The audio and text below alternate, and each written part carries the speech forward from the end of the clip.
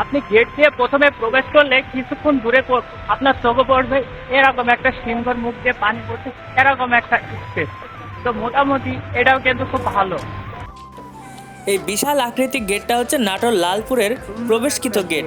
মাত্র 50 টাকা দিয়ে আপনি দেখে আসতে পারবেন কৃত্রিম প্রযুক্তির মূর্তি এবং বিভিন্ন রাইডার।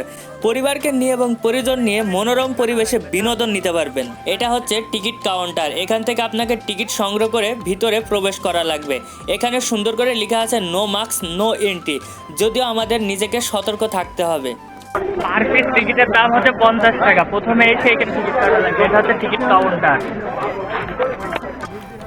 টিকিট কাটা শেষ হলে আপনাকে প্রবেশের জন্য কিছুক্ষণ সিরিয়াল করা লাগবে, কারণ সিরিয়াল মেনটেন করে ভেতরে প্রবেশ করবে এবং এখানে হচ্ছে আপনাকে টিকিটগুলো চেকিং করা হবে, তারপরে আপনাকে ভিতরে প্রবেশ করানো হবে।